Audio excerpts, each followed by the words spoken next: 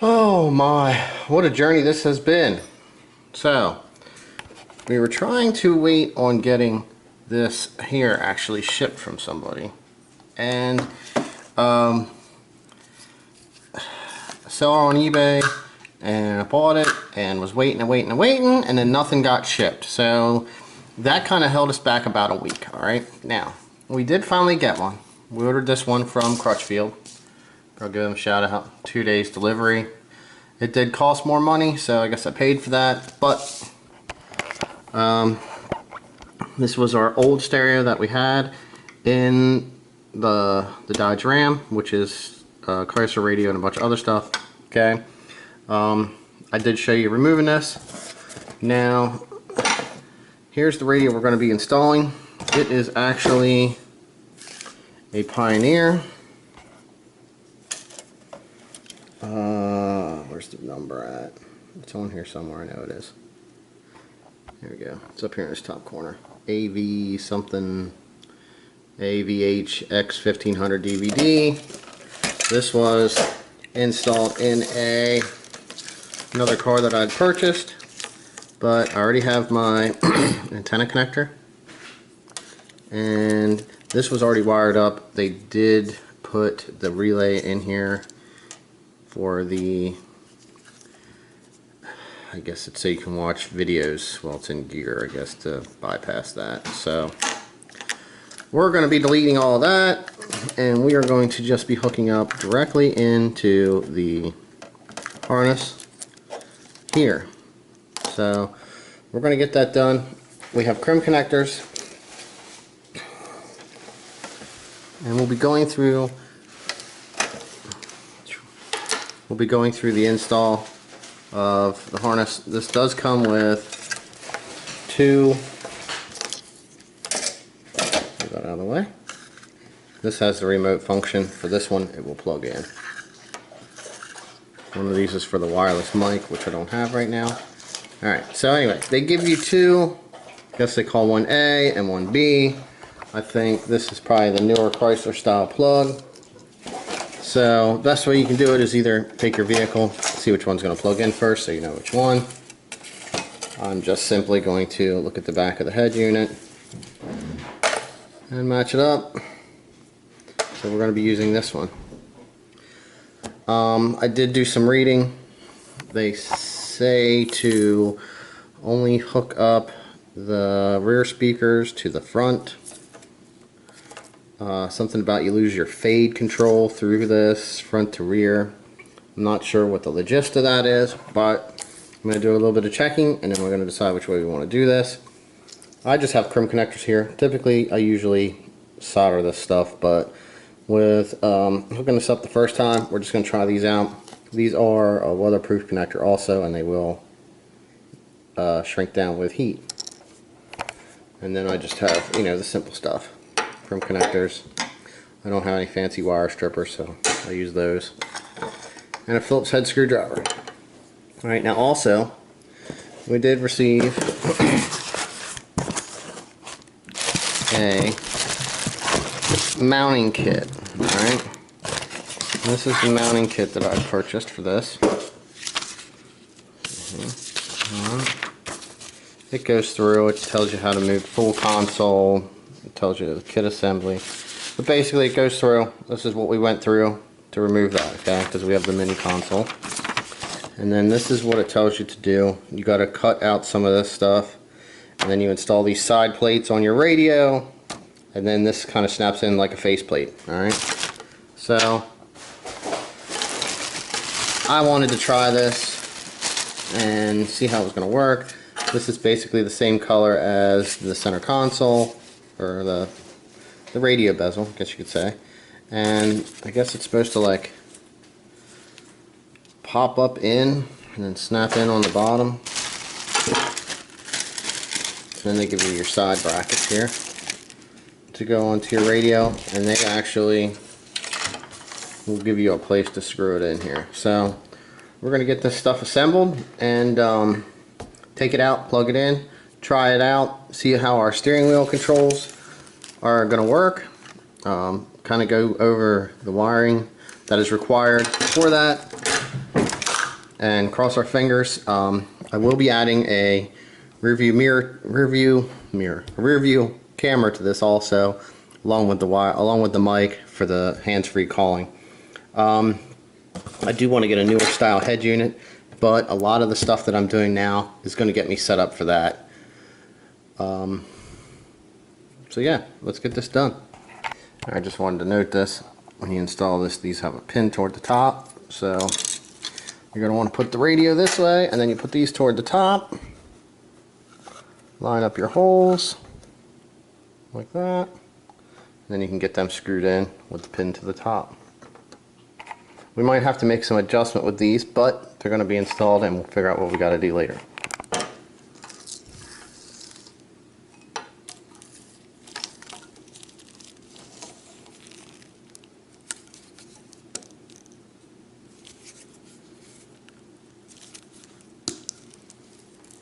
Cut toward the top, and you retain and keep as much wire. Alright, so we're going to get the rest of these cut off, and then we'll get them stripped, and then we'll get them crimped together. I'll show you lining wires up.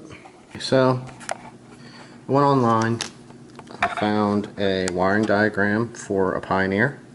Kind of just tells me what I need. Alright, now we're looking at our instruction sheet, and we're busy picking out what we need to do. And we're going through here. I got stuff stripped off. I don't know, I find it's a little weird that there's 2 grounds and 2 yellows.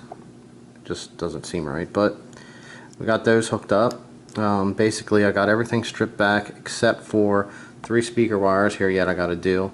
Now my unit and my radio actually, I'm assuming, has a built-in amplifier because it's a 7 speaker system, and everything I'm finding is showing that. So on page 2 of the instruction manual,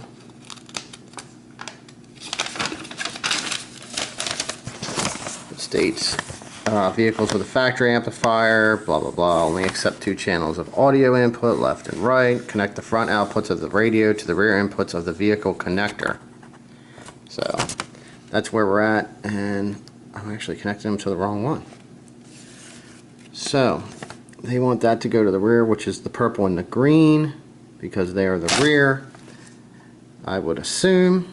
And the fronts are from the radio are these, and the rears are green and purple. So we actually have to switch those, which is no big deal. I only have one connector on, but we're going to do them. Basically all I'm doing is stripping the wire,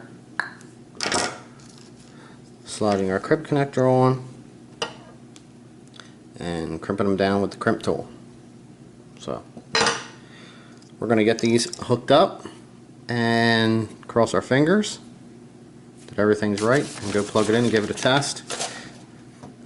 We did also, this states that to select the switch before you turn on the harness.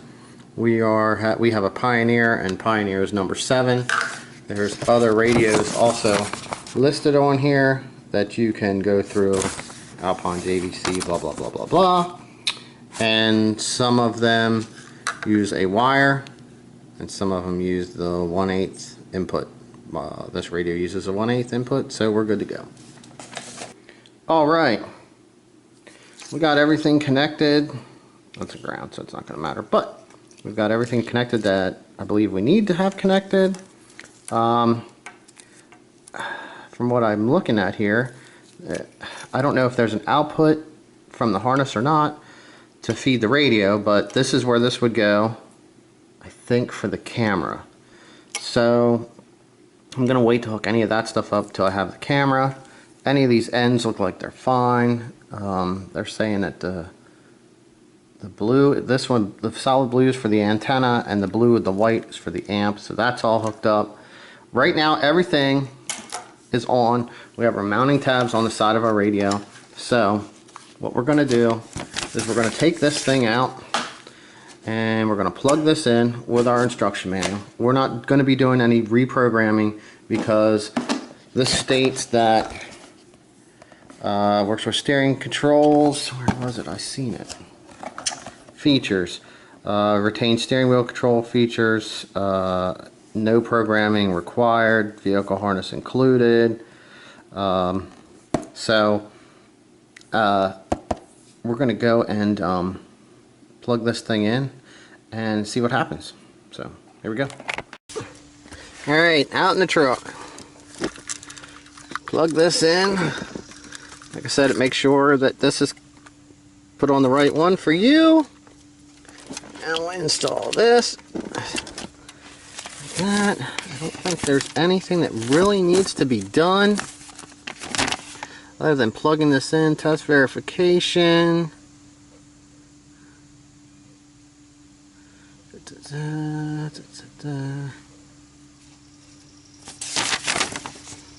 Alright.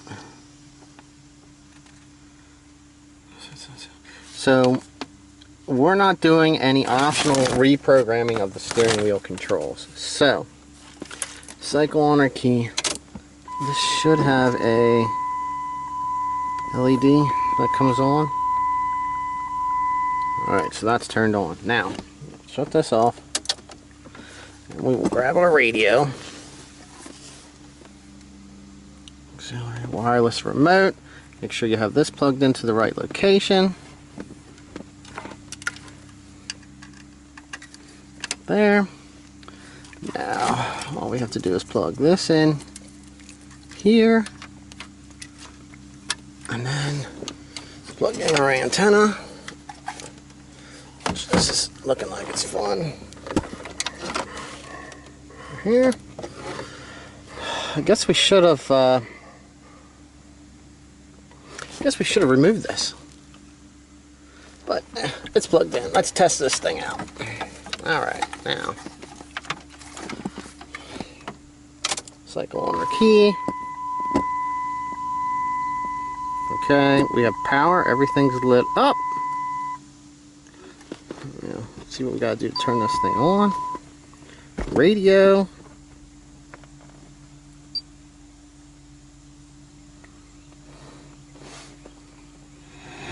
Oh. Well, that's a plus, we have sounds. In medical staff. Up, down. Okay, that's working the way it should. 13th at Gettysburg Cancer Center, 20 Expedition Trail in Gettysburg. Volume up. Put in a mailbox or build a deck. Columbia Gas of Volume down. This should change between. Okay, look at that. Since there's nothing else in here, it's not giving me those options. But it's changing between the two things here. So that seems to be working. We have steering wheel controls. Radio's working. I'm curious if we have sound coming out of the rear speakers. Track loaders, man lifts, tillers, sweepers, and more. Summer projects don't stand a chance. Bobcat of York, Adams, and Frederick. All right. So it looks like everything's working. I have a USB extension cable that I'm going to install, and we'll get that hooked up. We'll try out the CD. We'll try adjusting some of the other functions on the radio. But so far, so good. Everything seems to be working. On the farm, in the backyard, or wherever you need to work. And we'll get this install plate trimmed to fit in here. See how it looks.